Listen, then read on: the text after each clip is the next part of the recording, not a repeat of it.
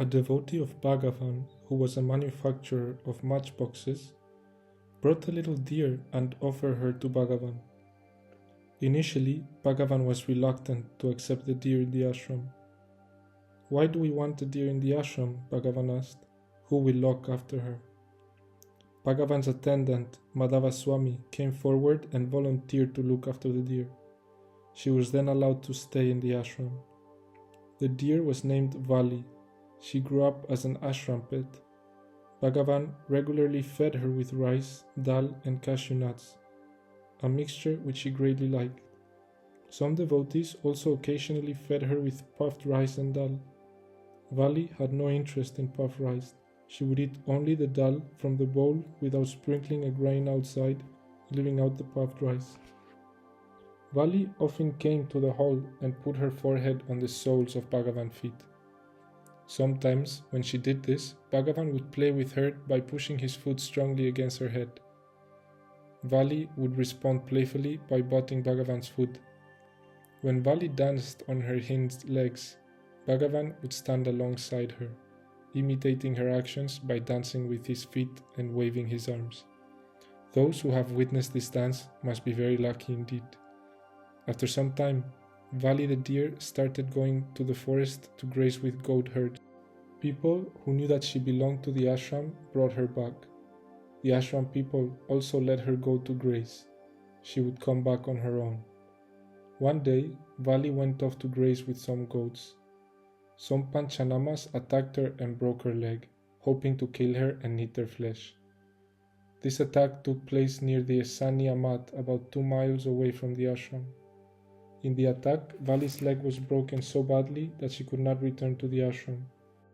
She was lying there unattended for over a day.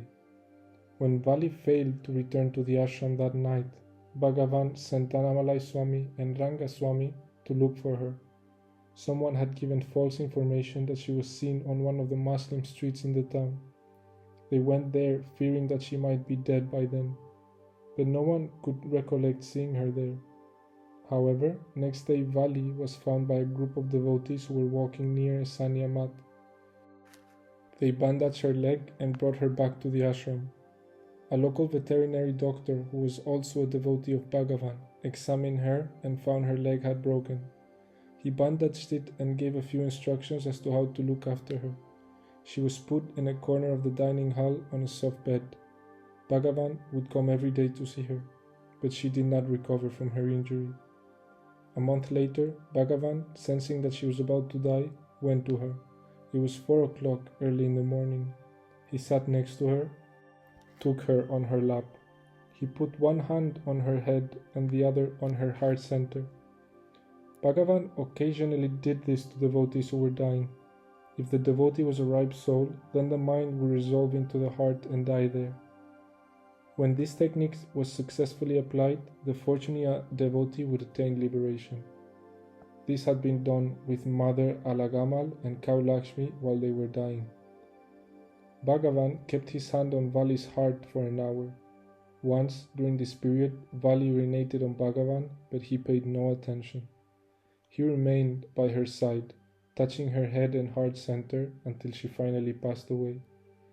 Later that morning, Bhagavan asked Annamalai Swami to construct a small samadhi near the back of the gate of the ashram.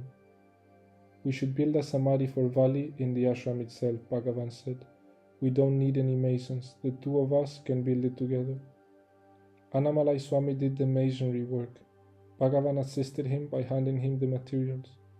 When the main structure of the samadhi was constructed, Bhagavan asked Annamalai Swami to install a lingam and do puja on it.